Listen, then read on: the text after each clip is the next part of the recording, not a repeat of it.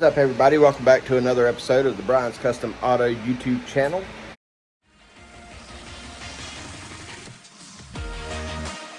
Today we are working back on the 1979 Camaro called Nanner Hammock.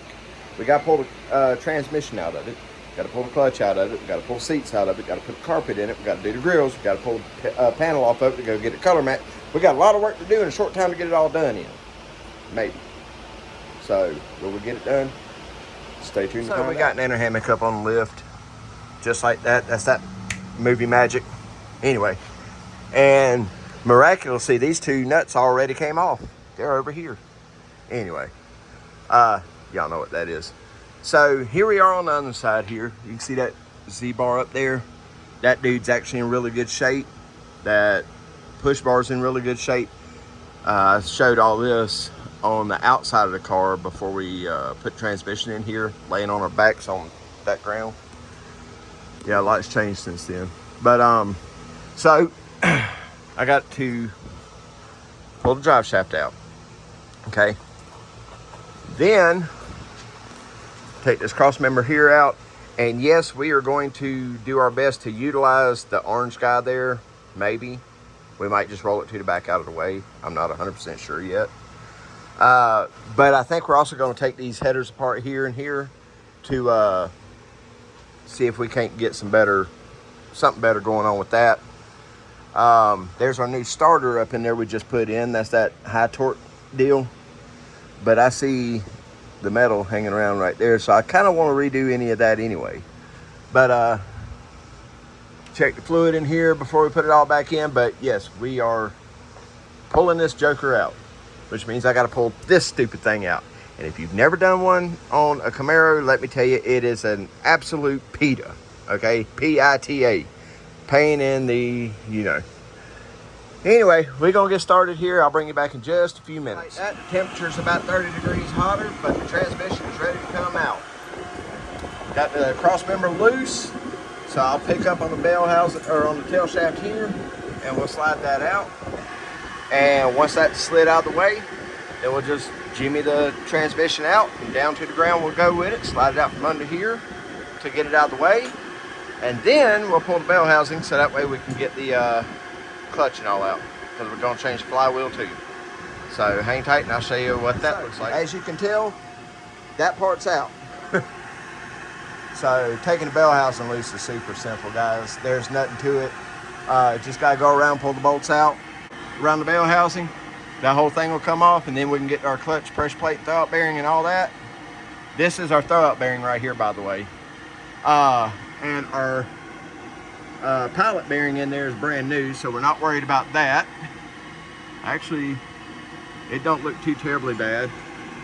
So we just need to pull the clutch, because that was the used clutch, flywheel, and everything. So we just got to pull all that out. And once we do that, we're golden. So let's get after it. We got the clutch out, it's sitting over there.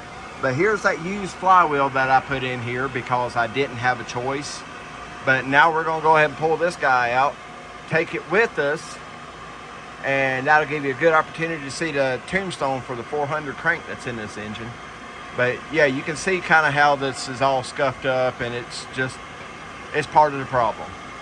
So anyway, it was worth an opportunity. It was worth a shot to put used stuff in here just to get it going, to see that the car was going to be decent.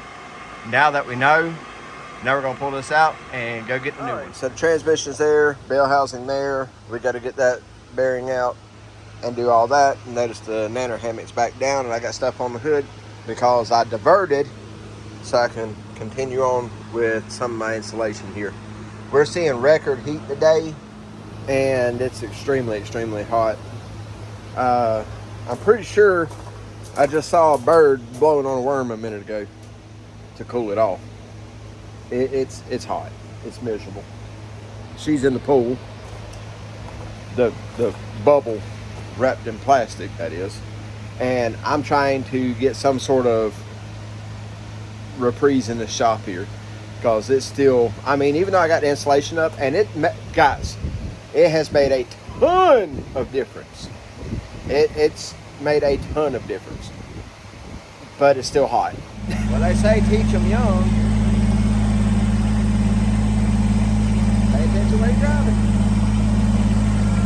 Nope, nope, nope. Not the grass. Gotta stay on pavement. She's doing it. She's getting a little wild on the wheel though. All because of the camera. All right, guys, it's a new day. Well, new evening, should I say. Got to get this Camaro knocked out real quick so I can get it off this lift because I've got a truck coming in the morning. So we got to kind of run through this. Left off with the transmission all laying on the floor. So yeah, new flywheel's already on. As I said, new flywheel's on. The bolts are already torqued in the center with the Loctite. And you always want to do your torque convert or your flywheel bolts in a star pattern. 1, 2, 3, 4, 5, 6. Yeah, I don't, blowing moment. Anyway, you can see there's a haze on it. That's the oil on it from manufacturing. You always want to clean that off. Brake and parts cleaner, wax and grease remover. I'm using wax and grease remover to clean this, and a clean towel. And you know, just give your clutch bolt holes a good once over too to make sure they're good. Before you put the clutch up there, get everything lined up, and you know you have problems there. But we're gonna go ahead and spray this flywheel down and go ahead and get the clutch and alignment tool up there. So an hour later, we got it in the same position it was earlier. Let me explain why, as per usual. Hurry up and leave your guess in the comments below. No further. Okay, now that you've done that, also go ahead and make sure you hit that subscribe button if you want to know why. Okay, now that you've done that, so I took the old clutch with me.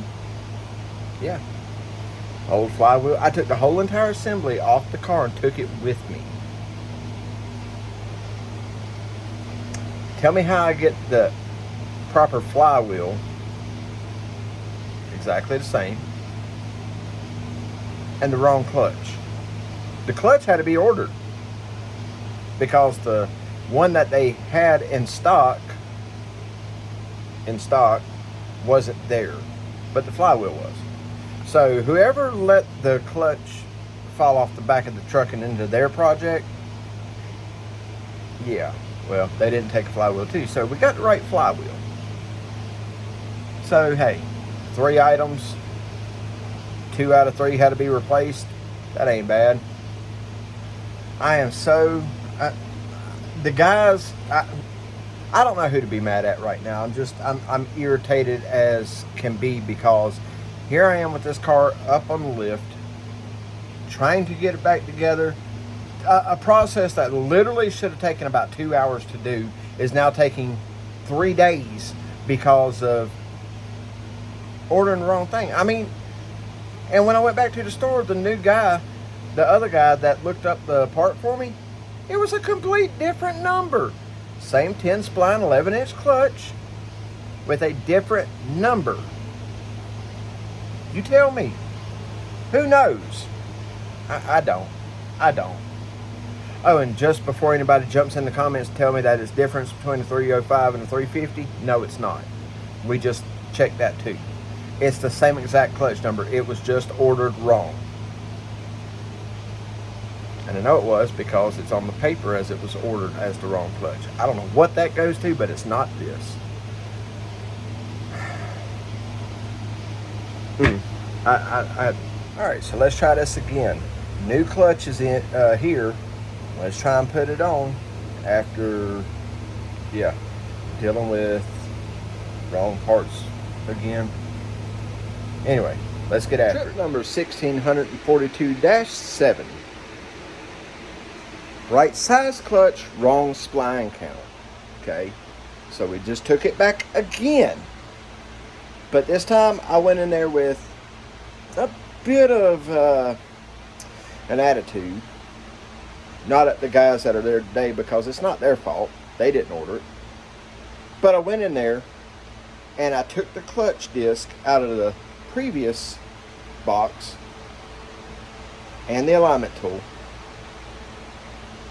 and brought it back to go with this one, because somehow or another it's all wrong. Now it's right. This is stupid. So the 11-inch clutch disc that we had last night was correct. The pressure plate was wrong. Now we got the right pressure plate and had the wrong clutch disc.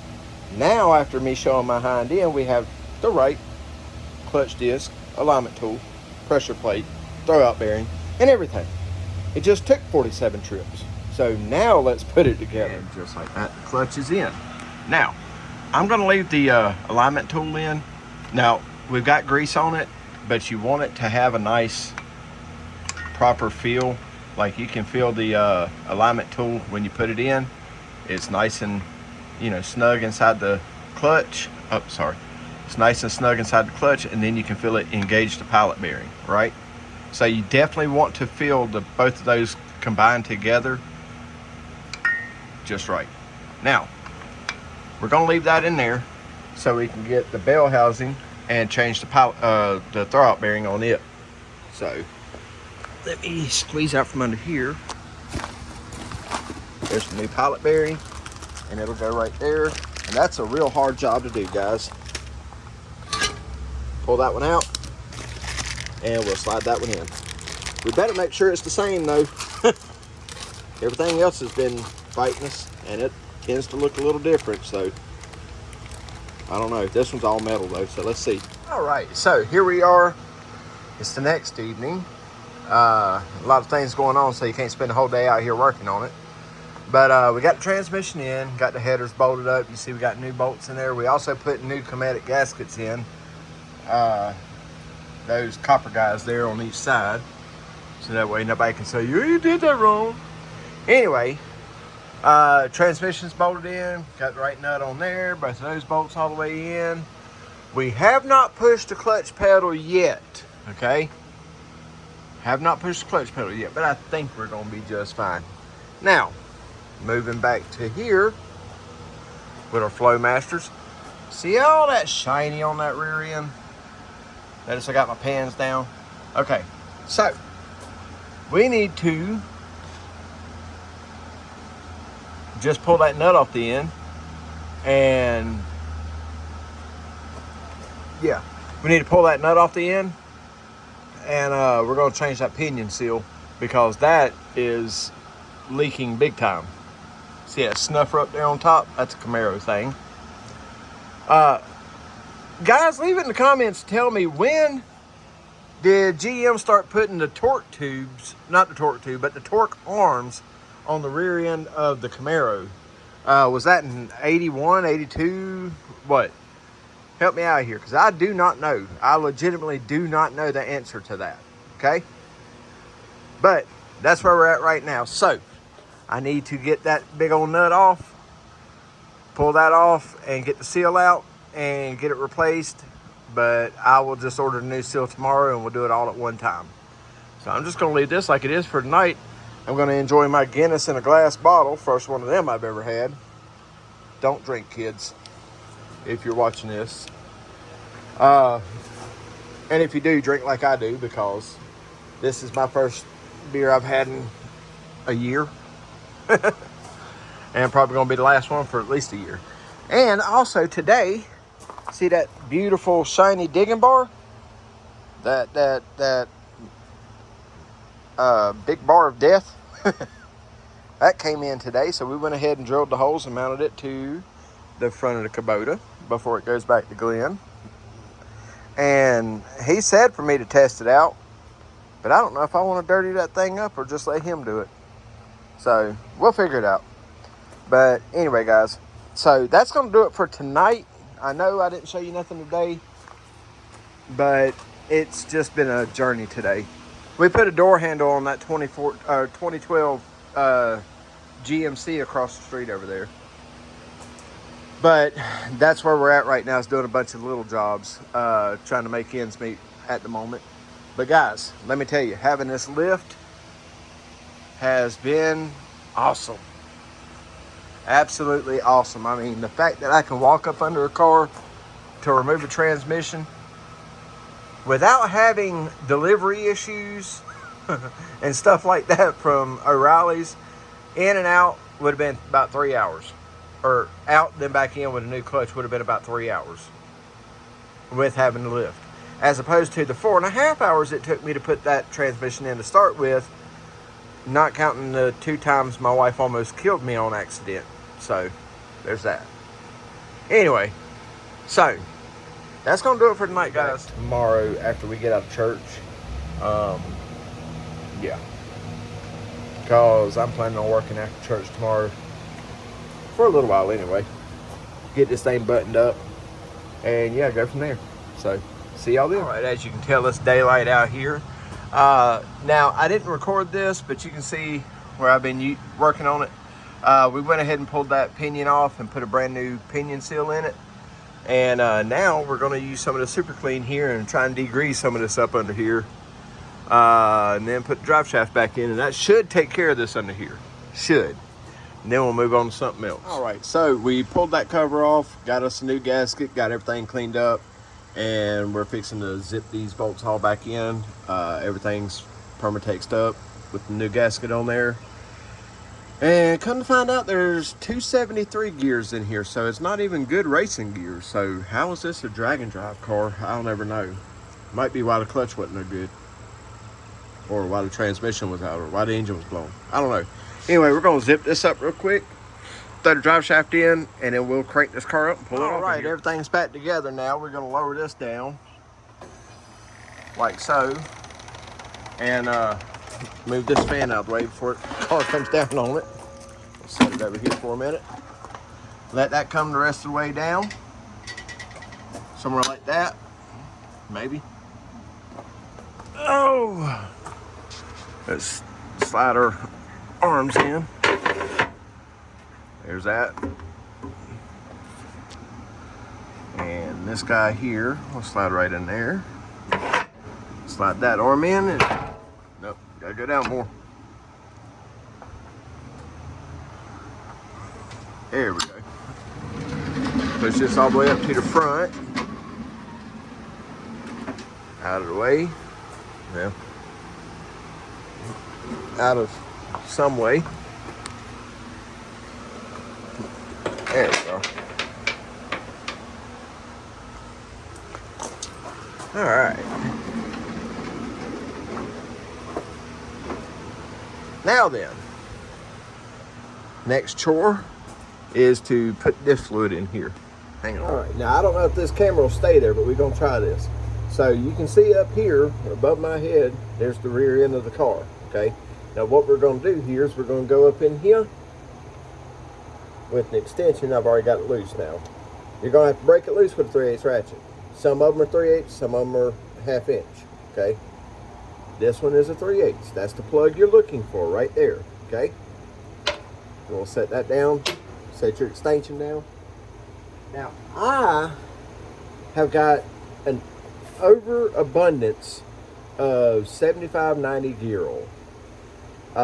You can use 7580, 7590, depending on what rear ends you're really working on. This one here, because it's temporary, we're going to use the 7590, okay? And I literally cleaned out a big old gallon weed and grass killer jug. And if you'll notice, my little transfer pump fits right on top of a gallon jug. So you can do this with an antifreeze jug too if you have one. But yeah, and then I'll just set this up on the side and we'll start pumping the fluid in as soon as I can get a spot to set this. And you most definitely want to make sure you got your hose in the hole. Now, there's also ways you can do this with, there we go, maybe. Might come under. There's ways you can do this with air. You know what, hang on a second, guys.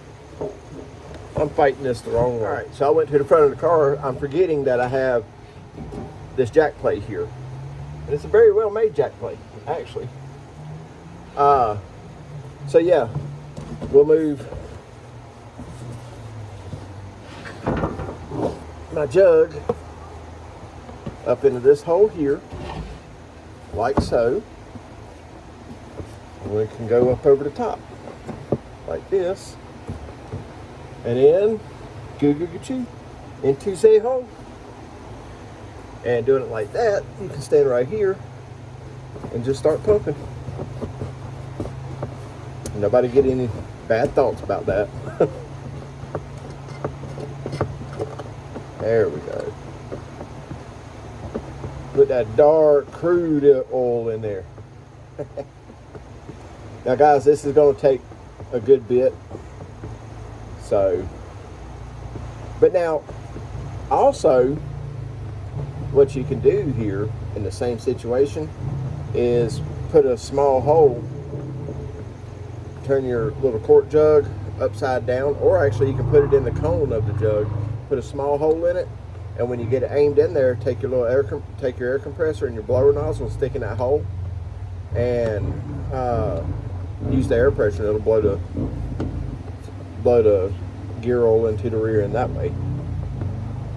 But I find the hand pump works. That's about it. Amsoil has it in bags. That is the best. Just squeeze it in there and you're done. No need to worry. But and doing it with the Amsoil bag, well, ironically, your hand don't cramp, because it does take quite a bit from complete empty.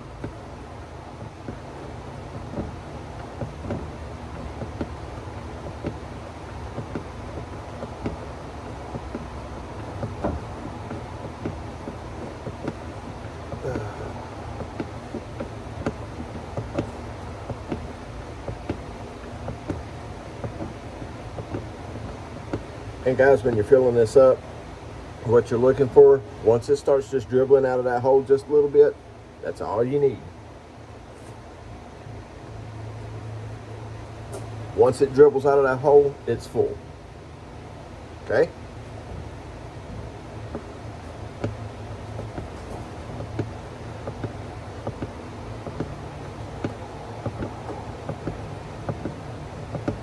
On old cars like this,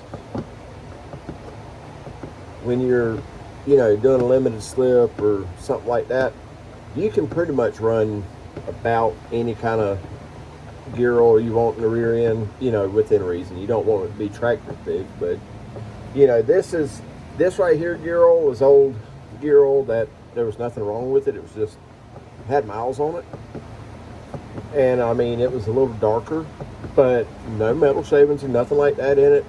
Come out of a couple really good rear ends, and yeah, and that's it. So why not hold on to it when that stuff's like $13 a quart? And if y'all know my channel, you know I'm the original save money channel. All right, I'm going out of view for a minute. All right, and just like that, we are full. I got the plug back in. It's not tight yet. We'll wipe this up. Wipe up what we can.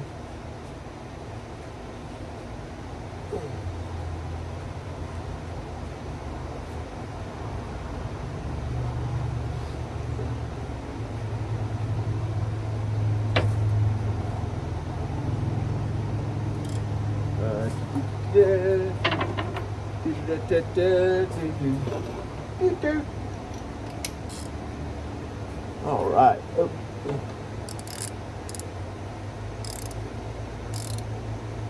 Just snug that up good. Just like that.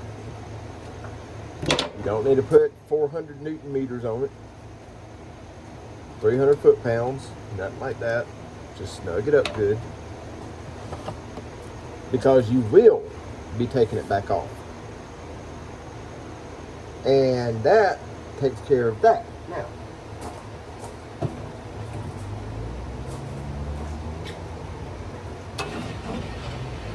move that out of the way, and let me show you what we had to do up front. Did something off camera with that. All there for the putting the clutch in and all that jazz and getting everything bolted up and all that fun stuff. Went to hit the key on the starter, and guess what it did? It went it cranked up. There we go. It cranked up and then went zoom because the flywheel was hung. So if you look right there in between the block and the motor of the starter, you'll see 3 little washers in there. Keep in mind there's no adjustment on these starters really, but if you take that Allen head out there, the one opposite of it, and then the one that's on the front side, if you take those 3 out, you can put 3 little washers in like I did there and space it out that way. Now granted, I probably wouldn't go no more than that because that's testing the limits of it right there, but it was able to, maybe you can see in there, maybe, guess not. Anyway, it was able to space it out enough for it to work. So I had to do that off camera. Now, the heck is dripping on the ground here? I got drips from somewhere. Oh, that's, never mind. That come from my lift there. Now, the only thing left to do under here is to change the shocks out still. And I don't know if I have a set of those or not. So we're not gonna stress that right this second. So let's get our tools picked up because that's it for this week, okay? In the next video, we're gonna start working on the interior and the paint and body. I got 2 quarts of canary yellow for this, base coat, clear coat, and I'm going to check and see about adding some pearls into the clear coat, okay? That may be a possibility too. So, that's it. We are done with this video for this week. Guys, I'm trying to hit 2,000 before the end of the year. So make sure you do me a favor and share this with a friend, colleague, somebody who likes car content and wants to know how to fix stuff. And yeah, help a brother out. Okay? That's going to do it for this one, guys. We'll see you next week.